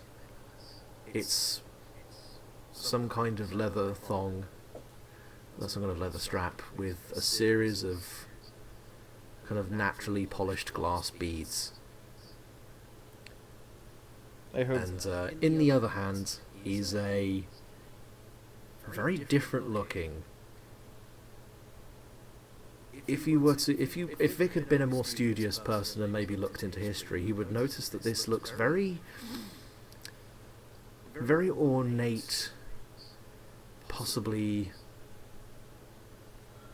I'm trying to think of the correct era. I will say very reminiscent of old Catholic gold scroll work, a kind of box, but it's nothing but the filigree, like an incredibly thin veneer in a rough square. She takes the beads from the myconoid. I won these. Game of bowling back in 1923. The djinn I won them from wasn't particularly happy about it, but a deal was a deal. I don't have to stick it up my ass, do I? Oh, Leather strap looks a little too suspicious. This isn't for you. Oh, thank God. I don't have to stick it up my You don't have to stick it up your ass either. She holds it out to Eirnin and goes, "These beads were made for a man who loved a djinn. He loved him with such passion that he wished to take a small piece of that djinn everywhere he went, so in the depths of the coldest night he would be warmed by his heat and by his love. You can put your essence into this necklace. You can store it like a battery. I've never come across anything like this. It is not perfect, but it is a second chance, should you need it." Yeah, I don't want to make inferences here. Are you saying I'm a djinn? There's kind of a moment as she kind of jokes and goes, "No one told you?" Like she drops the entire pretense of sounding old and mystical. Wait, what? I don't know. Nobody's told me anything. I don't know what the fuck I am. She kind of she just goes, "Seriously? Okay, right. No one's told you you're a djinn?" No, I just know that I'm on fire. Like, that's about it. Oh my god, oh. She just kind of reaches forward and gives you the very grandmotherly, just kind of hands on the cheeks. Oh, that explains so much. Oh, I'm sorry to leave this burden on you. You deserve so much better than this. Wait a minute, why did your voice change? It's not much, but listen to me. You are fire, and you are change. You are everything that this null isn't. You are the cleansing of the wound. You are the hope and the light in the endless night. You are truly blessed. And she gives you a very light kiss on the forehead. So, there's more of me? Not many. Few jinn can ever exist in the world at once. Why? Sorry, I know I must sound like a child. There are books and scrolls and wiser people than I who would know more. Okay. Well, maybe if I survive. We shall see. If I ever see you again, I promise you, I will give you some phone numbers. That didn't sound anywhere as mystical as I hoped it would. I'm sorry. Oh, no, I get it. She pats you on the hand. Keeping this mystic stick going on the entire time is a bit difficult. I'm sorry, love. It's alright. I guess the other thing is if you're like Vic here, you two might benefit from having a conversation, and I don't want to get in the way of that. That was going to be... She indicates to the filigree box. This was going to be something I'd like to have a word with Vic about, yes. Alright. What's up? I love Vic so much! She just cocks an eyebrow at that. Now this, I would like to say I won, but to be more accurate, I took from the unconscious form of an exorcist in 1863. Oh. This is a soul jar, although the jar is a very loose term. It's Catholic as shit, and therefore they decided to cover it in gold and essentially drape a relatively simple concept in unnecessary frippery. This sounds like the Catholics. Go on. Sounds like the Catholics indeed. When it came to exorcism, the truly difficult spirits couldn't simply be purged from a body. They would be restless and unruly, and they would simply root in another body.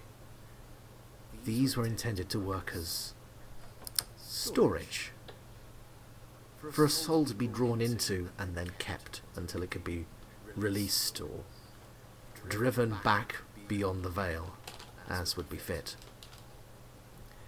I have no further use of it. I've put the last of my exorcisms behind me, but I feel that a man such as yourself, if you are to truly learn the arts of exorcism and conversing with spirits, this would be of use to you. Sounds I don't good. necessarily believe that you may be able to save all the people that man took, but you may be able to save their souls. Mm. Sounds good to me, man. Might as well try it, right?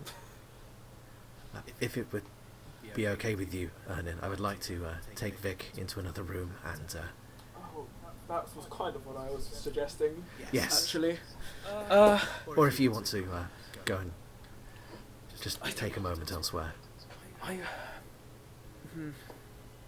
need to go and be quiet for a... Is there somewhere in this place that I can get cell signal? You are you are welcome to take a run. I would recommend not going downstairs. Mostly because the lights don't work down there and you probably won't get lost, but it will just be a while and awkward for you to find your way back out again. Okay, that sounds terrifying. I just start wandering off. I look back and I go, thanks. I mean it. I'm afraid I wish I could offer you more, but sometimes we must take what we can get.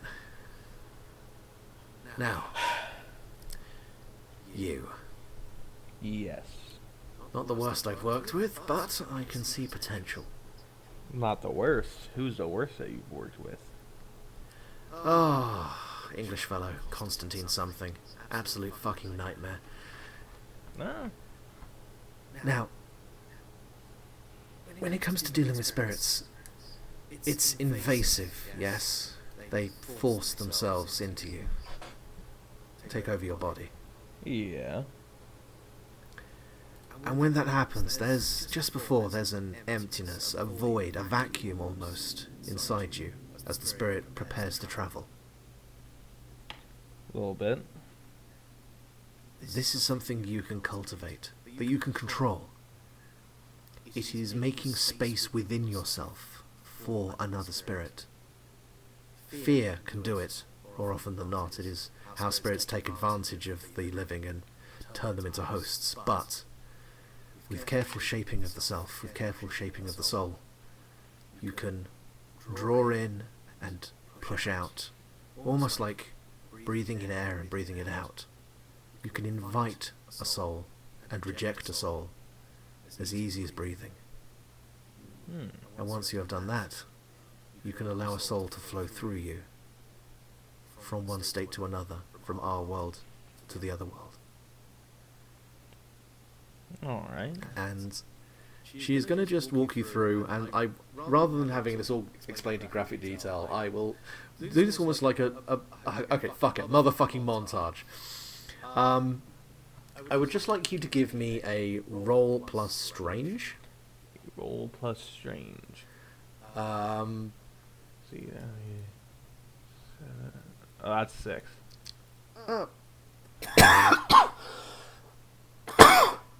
Excuse me while I just choked to death. Sorry, I realised I was actually trying to say something else and I just kind of gave you the default. How skeptical is Vic of... I would say a no shit assessment. Does Vic think he can control his power? At first it was no, but since the dream, he thinks that there's a possibility. In which case, we'll say don't bother with plus strange. We'll do it with plus real. Well, in that case, if as you are now acting from a place, you are now acting from a more centered place. Do you want me to roll again? We'll just take it with the plus 2. That gets you to a partial success. All right, yeah. Then that would be 7 plus 2. That would be. And it feels... She guides you through motions that feel a lot like Tai Chi. The shaping and moving of the body, the kind of controlling of breathing. And it goes well enough until Tiger steps outside of her body in a sharp, quick exhalation. She projects her soul out of her body. And you see the physical her, which is unconsciously still managing to stand upright, and then the spectral manifestation of her spirit, which is still tethered to her by a thin white cord running from one belly button to another. And when you see that, you freak out a little bit, and in your moment of hesitation, I'm going to give you 2 options. Alright. Push or pull. I'm going to pull. So as Tiger said, you have a reflexive reaction of surprise when you see this, and you feel that void open up in yourself.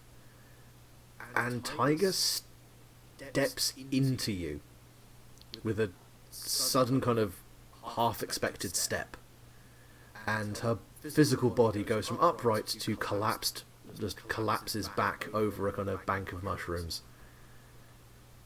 And inside your head, you hear, "Buy me a drink first. Good grief, what did..." Oh, well, that's complicated things. Oh shit. You feel that you still have control, but there is now Tiger's voice in your head. Could you do me a favour and check my pulse? Yeah, I'll check the pulse. You lean down, you put your fingers to her wrist, and then you put them to her neck. And then you get close and you put your ear over her mouth. Yeah, she's dead. Oh shit. Sorry for killing ya. Wasn't the attention there. Any chance I could breathe your life back into the body? If you wouldn't mind, as quickly as possible, please. Yeah. All right, let's do that. Shit. Yeah, I'm gonna say, give me a roll plus strange, but I will say medium is gonna count here. So just give me a roll with no modifier. All right, and Actually, hang on a second. Wait a second. Before we do anything, okay. Have you leveled up yet? Because I still see you've got 6 experience in your character sheet. I think I did level up a little bit because I remember choosing like. You say a little bit, but you haven't marked anything on your character sheet. I thought I marked. Let's see. I do remember marking. Your stats are the same. Target. Your... No, I actually swear to God I remember marking stuff. I actually remember him doing this. Maybe he got to write it down. I think I remember Anyway. it was like target. I definitely marked. And then. No. That's one of your existing moves. Oh. You have 3 moves to begin with. Your stats are all the same. You've got the same amount of skills and powers. Fuck. I guess I forgot about that. Because I know we were flirting with the idea of a blessing or curse, which gives your powers +2 rather than +1. Well, if I have +6, then, or I have 6, then I guess I will increase strange by 1, so that leaves me with 5. And then, how much is learning a new power transfigure? I think it costs 6 experience to do that. So it's 5 XP for an advance. And that So lets you pick one option. Yeah, you can't. Okay, so I can just... It's only one... Alright. Then in that case... Alright. I think if I remember correctly... Did I have... I think I might have chosen a blessing and a curse, but I'm not sure. I mean, I will say in the situation that would get you up to a 7. Yeah, I guess I'll do a blessing and a curse then. Okay. I'll just stick For with now, that. because I'm... And then I guess change the experience to like 1. 1, yeah. Alright. Sounds good. Now, you wanted a roll? No. We'll go with the existing roll. Just because that kicks you up to a 7. Yeah. You, in a very awkward moment, stagger forwards with this kind of... You've never felt a sloshing feeling before in your body, but you no longer feel... You don't feel like you normally do when you're possessed and someone is marching around wearing your meat suit. This feels like her spirit is consciously just kind of... The best I can describe is if someone was piggybacking. They're there, but they're not actually forcing you to go in any direction. They're just kind of hitching a ride. You fall to your knees, clamp your mouth over her rapidly cooling bodies, and just sort of belch her spirit back into her body. Oh. Oh, this is grim. Oh, God. Oh. Yeah, and it takes longer than expected as you almost feel the air sucked from your lungs as you disgorge. I mean, we're going to be generous here and say her spirit and maybe a little bit of that coffee you managed to keep down. And then she jerks back to life, and you both kind of stagger back from each other, coughing and spitting and trying to kind of drag breath back into your lungs. And I will give you a minor condition, but we're kind of winding down the session, so I don't want this. This probably won't affect you in any major way. As she just kind of gasps, kind of claps a hand over her chest. My, you're a lot more receptive than I gave you credit for. No wonder you have such a hard time. Yeah. It's not good. And normally, the people who try to possess my body aren't exactly the nicest people. That doesn't surprise me. You're as As far as a medium is concerned, you're something of a Ferrari. You just slurped me right up. Oh god, that could have been worded better. Dude. Why did you make this weird? That could have been worded better, but alright.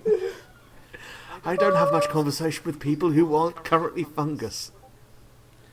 It's fair enough. Listen to me. You have some major talent. With practice and sufficient motivation, you could pull the soul right out of someone. Although I would, as a professional and responsible tutor, recommend you don't do that to someone unless they really deserve it. You just need to swallow down your fear. Know that you are in control. And that Alright. no matter what your mind tells you, your body knows what to do. You breathed me in like it was nothing. It takes some decades to learn how to do that. Do people want to get possessed often? No, to draw in spirits, to move and be a conduit. It can have its benefits as well as its shortcomings. Although if you've been treated like the spiritual equivalent of a rental car, I can understand why you may not have had such a good experience. I've had a couple of people try to jump in. Manson, for one. Manson was not a good thing to have in my body for that short 5 minutes in Reno. Oh dear. If one more time, if you would just step back. Oh, alright. And now she steps back and goes, right. This time, I want you to resist me. Okay, I'll try my best. And she is going to plant her feet, center herself, and then she is going to just kind of take a quick dash step out of her body and straight at you. Alright, can I roll And, for this? Yep, absolutely. Don't give me strange, but again medium, and now medium counts as a +2, so now you're rolling at a +1. Alright, I have a 9 overall. That's groovy. Yeah, it's not pretty. You feel the correct shape come from your body, this kind of exertion of yourself, but you also end up physically reacting, shifting your weight, raising your arms, and it throws you off balance. So when the impact comes and you feel her soul push against yours, you lose your footing and stumble backwards, falling arse over axis onto the ground. But you are intact, and she did not break through your guard. And there is a kind of gasp as her soul re-enters her body, and a smile crosses her face. Now, we're making progress. And she extends a hand to help you up. Alright. I will accept this hand. And yeah, with her levering you up, I think we'll probably call that for a session. Okay. Okay, that was good. I was going to ask if I can make I'll a do favor. that. Say I texted. Oh yeah, I was going to say if you want to. Yeah. Actually, yeah. We'll have a quick final scene with Erna as well. That's what Alright. we're doing in the This meantime. is pretty straightforward. I just texted her, Busey, and said, "We need to talk when I get back. I also need to tell Trevor. I'm sorry." There's a bit of a wait. The message doesn't kind of have the. Is it like a WhatsApp and you can kind of see when it's read, or is it just a regular Yes. text? It's a WhatsApp. Yeah, so it isn't read for a it gets sent and received. Yeah. Well, no, I mean, you've actually got Signal in here. Funnily enough, it does actually seem to be... No, Signal is the app. Oh, Signal is the app. Right. Excuse Carry me, on. I'm sorry. Herbiter. Something old. Oh, my bones! Oh, my back!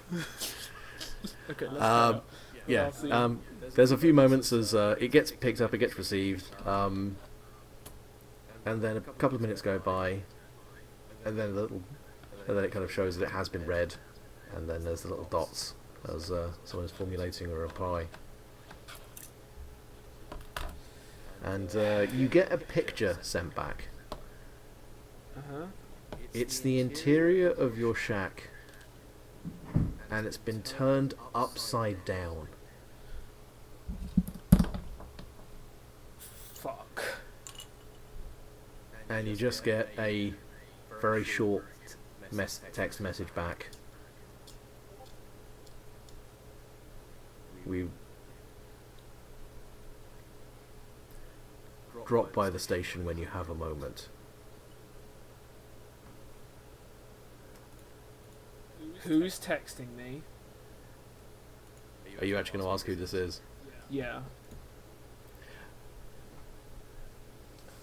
Just go, Deputy Paul Smith. Right. And At this point, I start storming back towards the room where these two are doing their spiritual senseiing.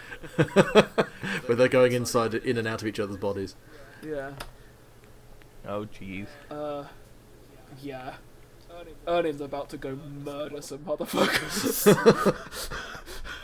And yeah, I think we may call it there. That's then. a good end to set. That's a good end.